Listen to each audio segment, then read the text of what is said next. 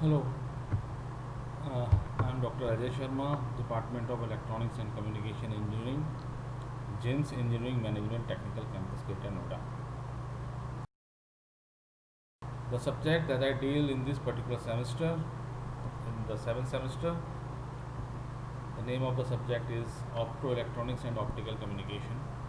This is seventh semester main subject, and the topic that we discuss today is structure of optical fiber, or you may say optical fiber structure. So today we will discuss on this particular topic, and this is very important as far as examination is concerned, and it's a straightforward topic of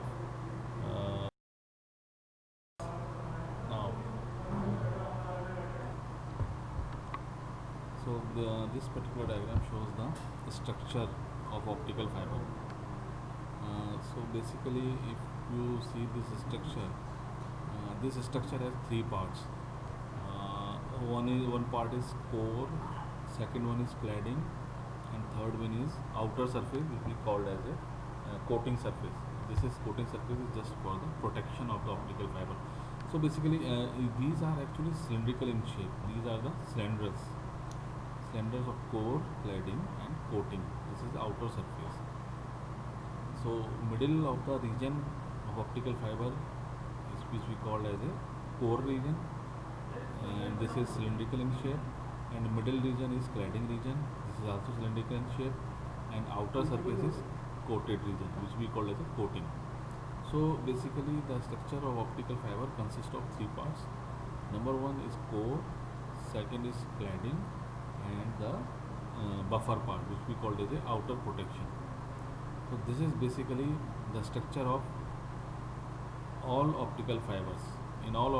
There are many various types of optical fibers are available in the market, but the structure of the optical fiber remains the same. Means have three parts. One is core, cladding, and outer surface, right? And all three is in cylindrical shape, because fiber is also in cylindrical shape. So that's why all the three parts are in cylindrical in shape. So this is the basic structure of an all optical fibers, basically having three regions. Now the as you know the core region is which we call as is made up of dielectric material. Dielectric material. Dielectric material means no electricity is conducted through it. This is the property of dielectric material, that no electricity is to be, means dielectric material doesn't support any electricity, and this is true also, because in optical fiber there is no electricity to flow, only light is to be flow, right? So all the optical fiber doesn't support electricity. No current is to be passed or flowing through the optical fiber. So that's why the material that we use to manufacture the core is dielectric material, and the property of the dielectric material is to uh, not support electricity. So there is no question of flow, current, or voltage across it. So only light is to be supported by this particular structure. So dielectric material is to be used to manufacture this particular core region, and this core region have its own refractive index. Every medium has its own refractive index, right? So core has one region having a refractive index. Another region is cladding region, which is also have a refractive index which is different from the refractive index of core. Core and cladding have different refractive indexes, because core and cladding are supposed to be a two different medium. When medium change, obviously the refractive index is changed. So the refractive index of core and the cladding is different, because core and cladding are supposed to be two different medium, right?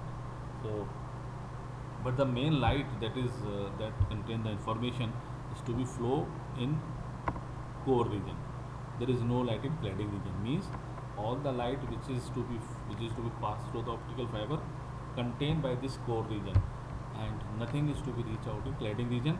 And if any light to be come out in cladding region is to be, this mean that your light is to be leak, or information is leak. So there is no light in cladding region. All the light should be in core region, right? So all the light that contain the information is to be bound in core region, and nothing is to be reach out in the cladding, right? And this outer surface is the outer protection. This is buffer region, which is a protection. This particular region, this outer region, support this cladding region and core region, and protect both the region from outer, outer atmosphere, outer, what you say, outer atmosphere, rain, all the activities in the atmosphere. So this outer coating is to be protect both the region, right? And the material that we used in manufacturing optical fiber is glass. Maybe some particle of plastic is also found in optical fiber, but the main base of the base material for the manufacture of optical fiber is glass. So glass based optical fibers are available, and of course plastic is also used in that. So it is a mixture of glass and plastic, right? So core and cladding, these region are made by glass material. So that we use the glass material, right? So we moved on. Next slide. Now, as we discuss core cladding and coating surfaces, and we already discussed that core has some refractive index, cladding has another refractive index. Both are different. When both are different means one is large as compared to another. So question is, refractive index of core is more or less as compared to cladding? The answer is the refractive index for the core is more as compared to cladding. Means the refractive index of cladding is less than the core, because this is the condition. If you fulfill this condition, only that all the light is to be propagated through core region. Otherwise, some of the light is reached to the cladding region. So to protect the light, to guide the light or total light inside the core region, we have to fulfill one condition. The condition is that the refractive index of core is more than the cladding, right? And again, the cladding is generally made of glass or plastic. For extra protection, the cladding is enclosed in an additional layer, and this additional layer is called as coating or buffer, and this is the outer layer of the optical fiber, right? So coating or buffer is a layer of material used to protect an optical fiber from some physical damage. So this outer coating is also very useful to protect our optical fiber from some physical damage. So that is very important. So this is all about the structure of optical fiber having three parts: core, cladding, and outer surface. Right. Now we have to move with next slide.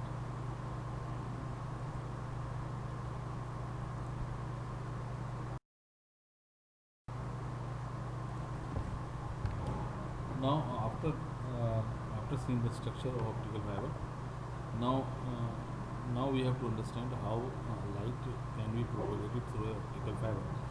To understand that this phenomena of propagation of light along with the fiber, there are two theories that are available in books, or in literature of optics. That theory is one is light, one is ray theory, and another is wave theory.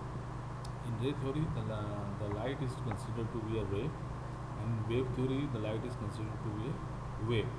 So both the theories are applicable on the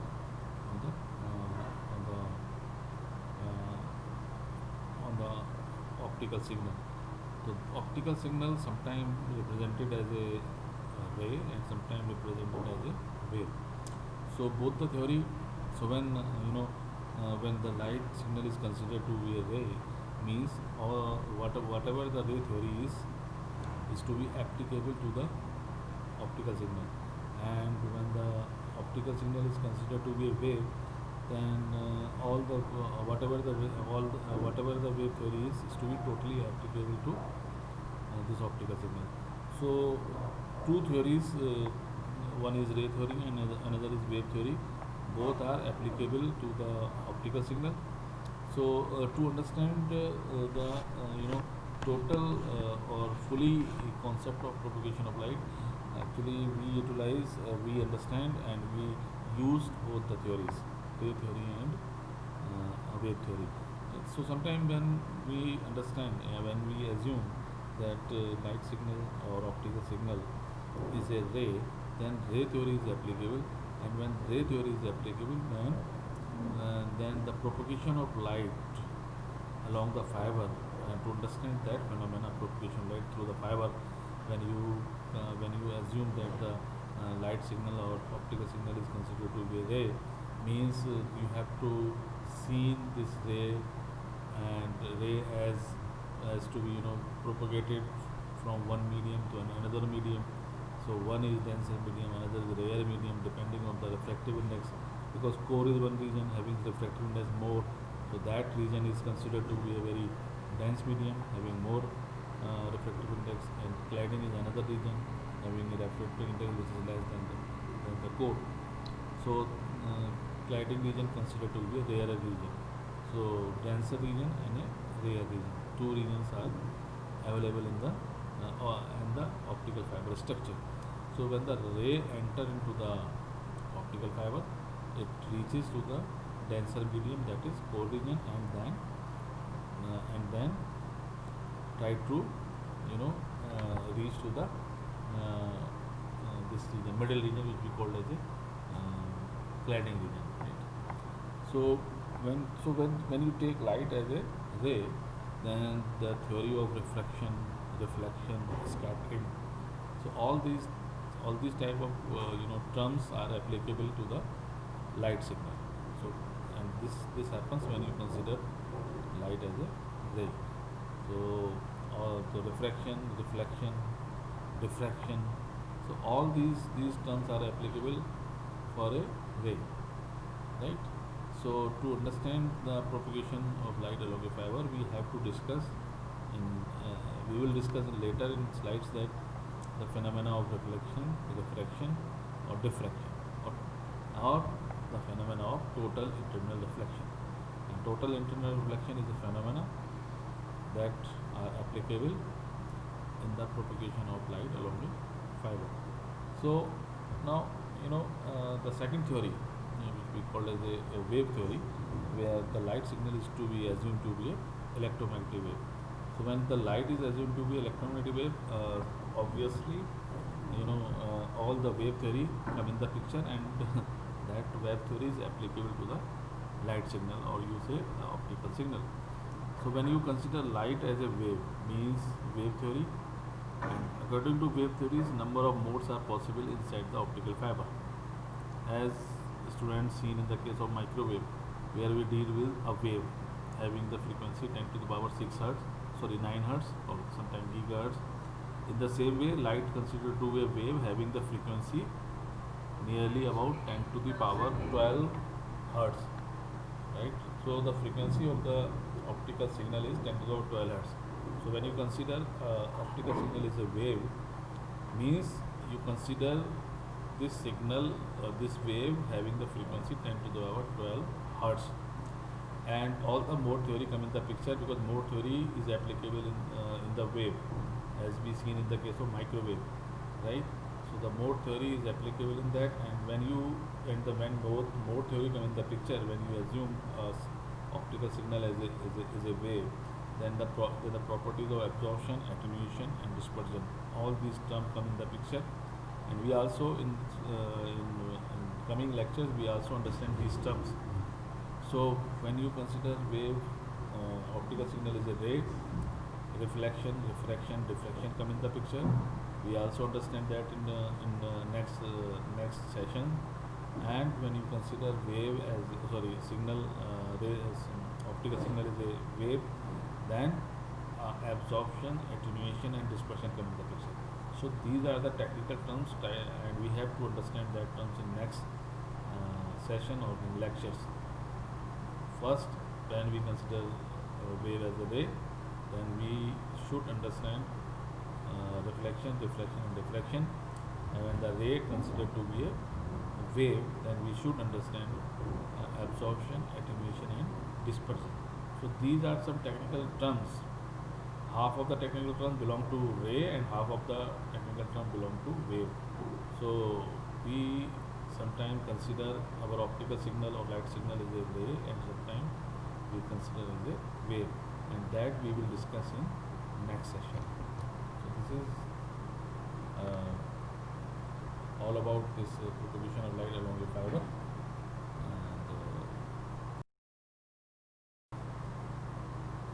and thanks. So I also add something, the student should go through the book and find these technical topics and read through this through the book, and because students should also concern with the book along with these lectures, right? So this is all about today's session. So today what we had discussed, we had discussed the structure of optical fiber, number one. Number two, propagation of optical signal through this optical fiber, right?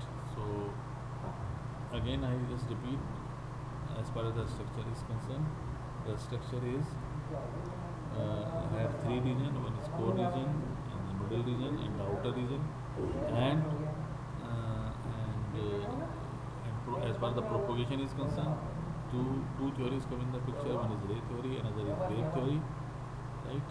And so we will discuss all these technical terms and propagation of light in next session or next lecture. So thank you very much for this.